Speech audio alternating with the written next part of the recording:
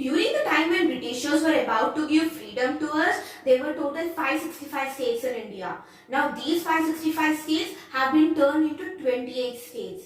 Many famous freedom fighters and leaders such as Jawaharlal Nehru and Sardar Vallabhbhai Patel struggled and engaged themselves in turning 565 states into 28 states.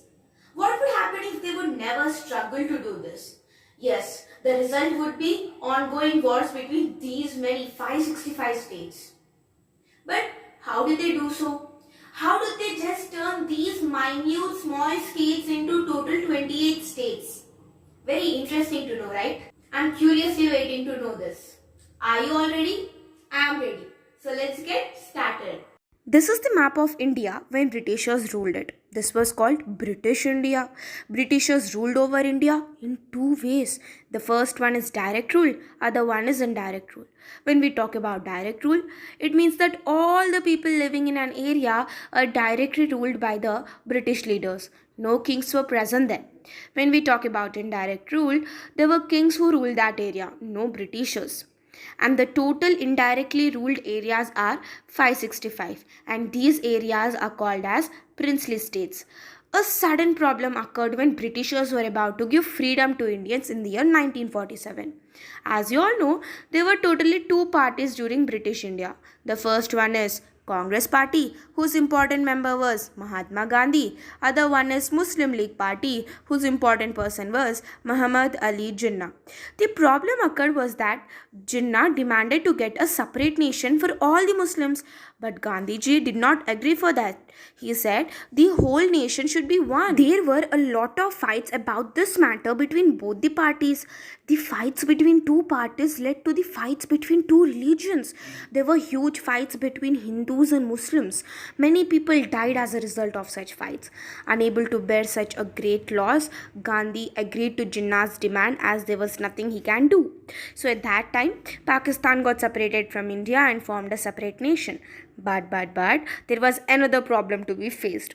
The areas under direct rule with no more quarrels got mixed either with India or Pakistan. But what is a condition of princely states that are indirectly ruled? What should the kings of princely states do? This is because all the kings have been ruling their nation by themselves. Now if we suddenly go and say them that you can't rule now, will they agree? Obviously no. So all the kings of princely states went towards the Britishers and asked what is our present condition gonna be. During that time, Lord Mountbatten was the Governor General of India. All the tasks related to India's freedom was in the hands of Lord Mountbatten. He gave two options for the kings of princely states. Either you merge with India or Pakistan, or you better stay independent. All the kings felt happy after listening to this. They thought they could rule their nation by themselves now.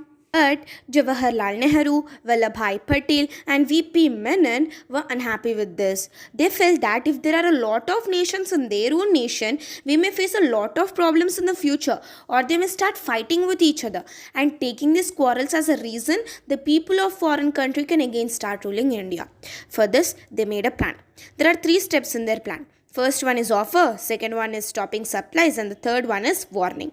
So in the first step, they will be giving an offer to the kings, either to merge their nation with India or Pakistan. And the offer was, if a king does so, he will be getting a good job in the government. Along with that, he will be also getting money yearly. This type of money giving is called Privy Purse. And if they don't follow the first offer, they have to accept the second offer. That is stopping supplies. As the name suggests, their nation will be not receiving supplies such as coal, iron, fuel, etc. from other Indian states. So at this time, because of the fear of the destruction of their nation, few kings agreed to the first offer, and the kings who did not follow both the steps, they need to accept the third offer. According to the third offer, they will be giving a warning to the kings saying, if you don't merge your nation with India, we will be taking a military action and you will be forcefully pushed out of your nation. Some kings agreed to the first offer itself and signed on instrument of accession, and total 545 states agreed to this. But 7 states did not accept this. They were Kashmir, Jodhpur, Jaisalmer, Junagadh, Bhopal, Hyderabad and Travancore. They said, we don't want to merge our nation with India or Pakistan but want to rule it independently. After listening to all this, they followed their second step. These nations were cut off with supplies. Due to this, Bhopal and Travancore merged with India. The Nawab of Hyderabad wasn't ready to accept this even at such situation. With the help of sea route, he tried to import from European countries. He took some part at least from Goa with the help of Portuguese people because Goa was under the rule of Portuguese at that time. By this, he wanted to import goods from European countries. After seeing all this, Vallabhbhai Patel followed the third step of his plan. What was that? Warning. Indian military entered Hyderabad and took the entire nation into its control. Nothing to do, Hyderabad Nawab merged his nation with India. Kashmir was not ready yet to merge with India.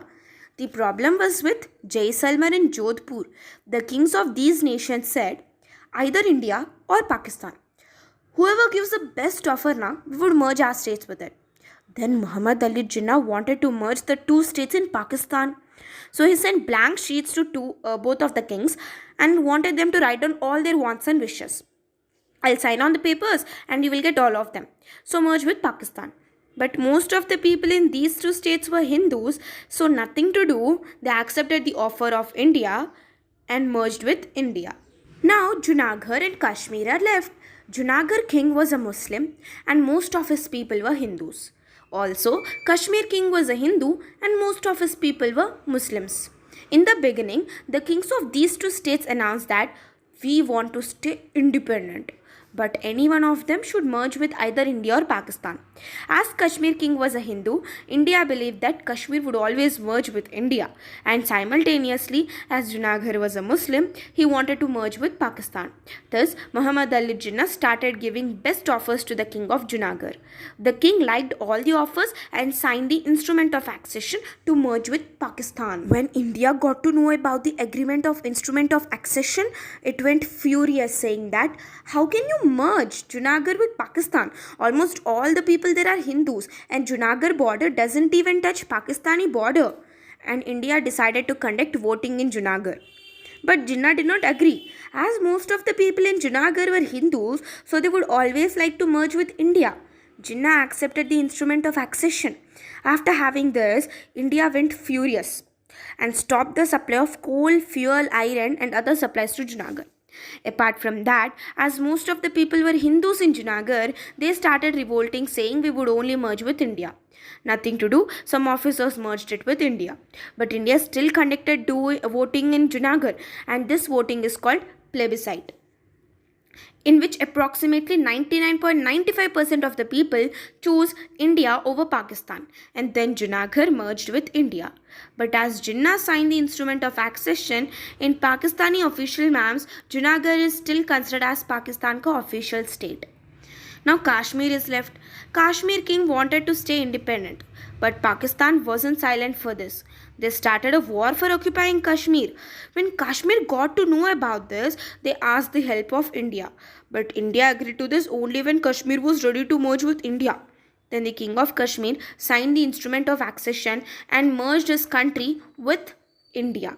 Then India sent the help as fast as possible. But till then, Pakistan occupied 1/3 of Kashmir. As this case went to the US Security Council, the war was stopped by the time. So finally, out of 565 states, 552 states merged with India and the other 13 states merged with Pakistan.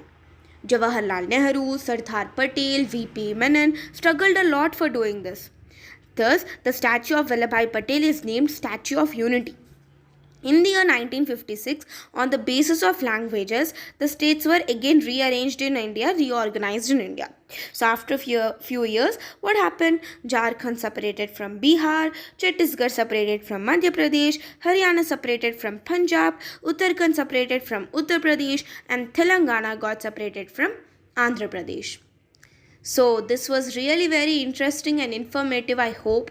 So I'll meet you all with another new video very soon. Till then, goodbye and take care. Bye-bye.